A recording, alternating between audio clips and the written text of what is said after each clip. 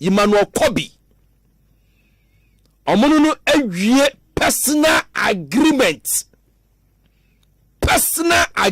omo wie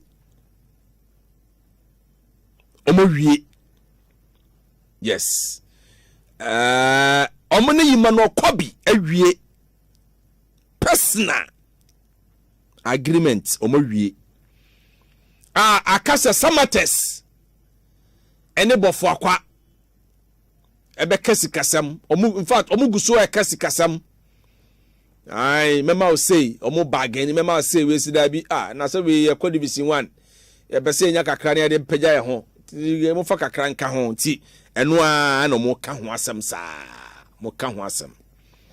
na chese bibia so etimi aye kama nana exclusive Tima for the Gold Stars exclusive no mo tete ho pa Nation Safety enso ebo kokoko su bomu so omusu nation so omusu pekipa yes omusu pekipa pa because omu first keeper na foreigner no unso oprai ahase confederation no me ni surgery no na Kofi Mensah bae na Kofi Mensah no aye bibia wo ho nti omusu bowrem obofo na omo pe Emmanuel Kobi na wababesi akan ede ama omo nti eno so eno ede eno no na samates mo betimoni no masesa ebia because omoni abre o omo buru so ne ntam na omoni aye kokko nti samates nso ede eno no House of Folk, the Continental Club Masters, Glorious, Accra House of Folk. Ewie imede obonsem ebae. Suspension omodiama Michael Ampedu. Indefinite suspension. Ewie mi cheche mu kire opa se onya player of the month onya 3000 every diaspora region na se proud to Olympics game no na opese odo Bayra camp and security man say that be on pene enti eye pipa ntokwa we so we kon pia wesa ntimpefo bemu na coach Watara also oma branch suspension say massa indiscipline act be no ti eno so ede no na House of Folk epe another right back kumwa transfer ebeye ebese no the time chuku with the Kotoko de neighbor because sisi ano wanya ne ntama kromu ano e be fa fufuo so na mawie o obi bet wo wie fufuo na wo guso no wo se wo horo nsa ba no obi no obi ni nam no ko ti no obeya quicker no aya quick pa iti eno so ede no because omone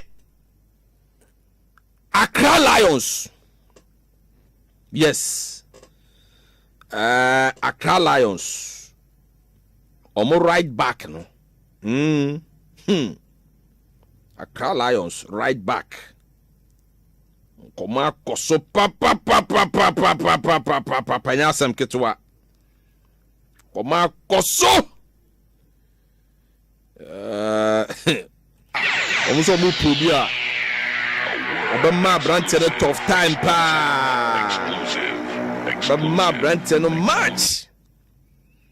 Now we say no nko because u critic am tisina na ade no yede eso. Nti omuso omukofa branch no in fact nkomo akoso. O sia coach nyina ni MD.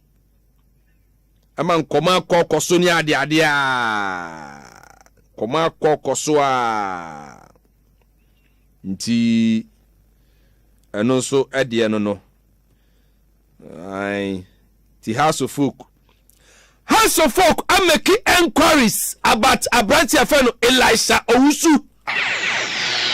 Yes. Bofakwa. They said the Bofakwa players in there.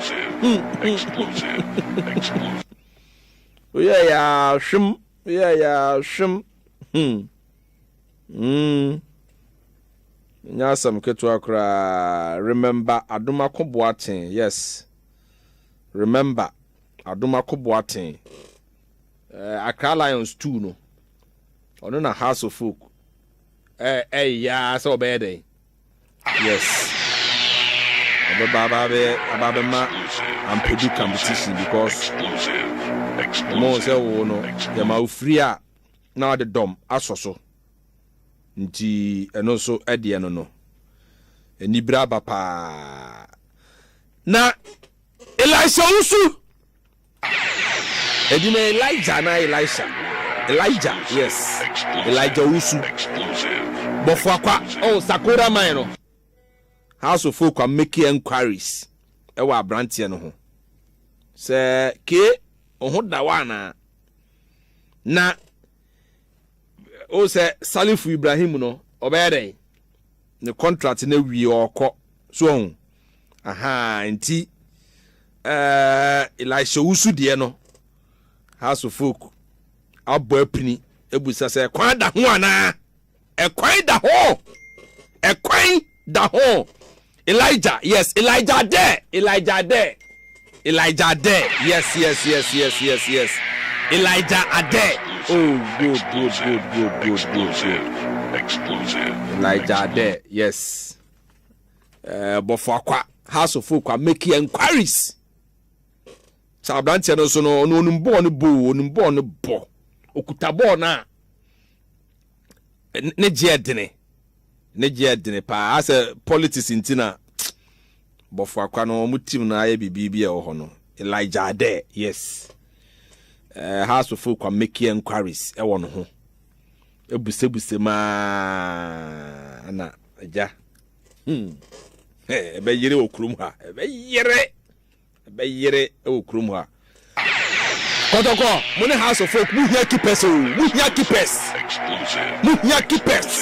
pa aha mu hia keepers nti eno so ade no na stories no kura way Asamoah Boateng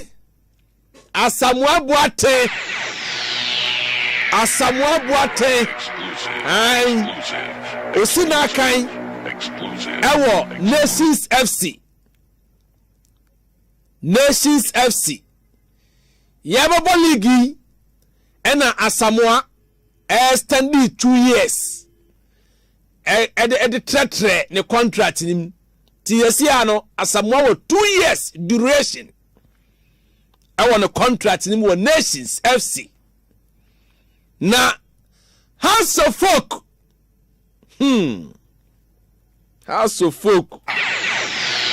di wo picture ni mu pa ha o House of Folk di no e wo picture ni mu pa House of Folk ai chese sika House of Folk ase nkomo akoso a makwa akote menam na metete House of Folk ai Asamoah Boateng omoni abre se maka se Hamza ye bo season wi a ye behu bebi asusua e de body ne be dey e be ko the House of Folk for another striker e dey replace e dey Kasim Sise ho Kashala kra no minim se Kashala be ko so because ni attitude no change here and me be can the reason why Kashala attitude e change here o Kashala wa ba be justify ya faw ya mauska o ti ase ya mauska wie ya o dan ho ko ba ya o se wonya contract nti e ma ho nko e na House of Folk se hwe he ne ha Inti emabrante na attitude. As a sign kakra. Or the born be kwa no ho saa goes no on share. Inti House of Folk ni abre omo pe strikers. Yes. Exclusive. Aye, omo pe 1 or 2 strikers bi. E de beef up. Na bibia so etimi aya kama pa. Na meba Facebook no so na mamenya shout out to be sisia wa ha because na sa manya asembesi mpefo kukuda mbi pa na omuso yakotokofo omu yakotokofo me kotoko nsam ne beba. Yes. Teacher bonsu. Yes. Mi ame papa teacher bonsu. Nimako master master okai krum. Yes. Nimako headmaster okai krum. Teacher bonsu. Yes. Ena Pastor Michael Mensa ono so ewo okai krum. Pastor Michael Mensa ono so okai krum. Ena Pastor Paul Douglas ono so ewo okan krum. Mpefoi etwa hia a omo etie na omo tie kotoko nsam no sesai na sitie nti muntam chuku pa medeba na Asante Kotoko ene setosai edi nkomo. Asante Kotoko ne setosai edi nkomo. Yes, tieniye me be kase kasama epiepiem me be biepie so e de atrawo ba. Yes. Ai mame ko Facebook no so kakra. Nancy Alan Asabel o se tamu na so on Facebook Minister Eddie Free UK ene de abraye da sepa yankoponyo kase Humphrey Boate o say good evening bro, keep it up the good work. Yes, keep up the good work. Okay. Humphrey Boate me da say and Kwame Boate, I'm enjoying the show live from Ankasi Jolaka. Okay.